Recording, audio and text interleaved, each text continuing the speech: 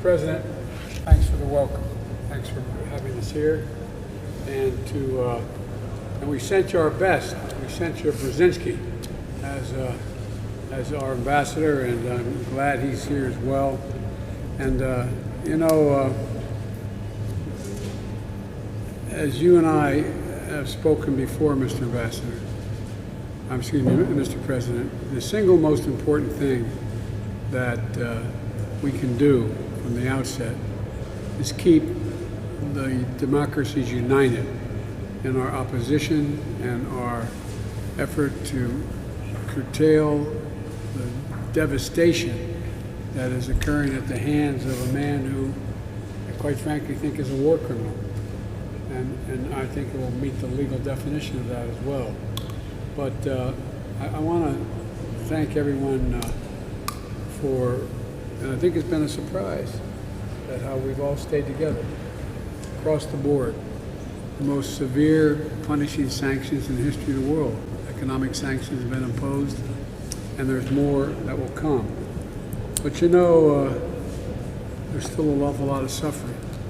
I, like many of you in the past, have been through refugee camps all around the world, literally, and seen the devastation as a consequence of people who are abandoned and in war-ravaged regions of the world, whether it's in the Middle East or Africa or wherever. I mean, it's just devastating to see those little babies, little children, and looking at mothers who you don't have to understand the language they speak. You just see in their eyes the pain, and I mean literally pain, watching their children. I don't think there's anything worse for a parent than to see a child suffering, their child suffering. I mean that sincerely. It's not hyperbole. I mean it from the bottom of my heart. And so what you, the humanitarian community, are doing is of such enormous consequence. Brother, this is what we say we're about. This is what we say that our obligations are. But you're living up to it. We're doing it every day, all of you that are sitting at this table.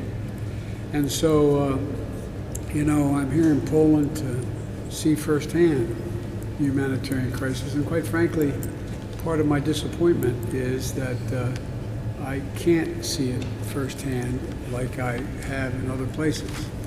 They will not let me, understandably, I guess it, cross the border and take a look at what's going on in Ukraine. But, I'm eager to hear from you and the humanitarian community about what you see, what you're doing, and where you think we go from here, because you're doing it every day. As has been pointed out, 10 million people have been displaced thus far. 3.8 million people to other countries, including more than 1 million children. And according to the UN, there are thousands of civilian casualties, 12 million in need of assistance, but hundreds of thousands of people who are being cut off from help by Russian forces and are besieged in places like Mariupol. I mean, it's not stopping. It's like something out of a science fiction movie. You turn on the television and see what these towns look like in cities. I want to thank each one of you and your organizations. Excuse me. I were visiting our troops and they had pizza pie with hot peppers on it. Yes, I do. But you're helping millions of people, and we must have to continue to scale up that assistance, coordinate it closely with the government of Ukraine, which is really, I think even you Poles who know Ukraine so well have to be a little bit surprised at how much courage and capacity for resilience the Ukrainian people. When you see a 30-year-old woman standing there in front of a tank with a rifle. I mean, talk about what happened in Tiananmen Square. That's Tiananmen Square squared. And look, whether it's food or a blanket or cash or the care for medical teams that we send in for our child welfare specialists, they need it now. They need it as rapidly as we can get it there. And so yesterday I announced on behalf of the American people, we're prepared to provide another $1 billion, as the ambassador pointed out, $1 billion for those who fled and those who are affected around the world as a consequence of the negative impact of this war on food security. The bad news is they're in the breadbasket of the world, Ukraine and Russia. But we, the United States, are going to do our part because we're the third largest producer of wheat in the world. And our Canadian friends are going to do the same thing.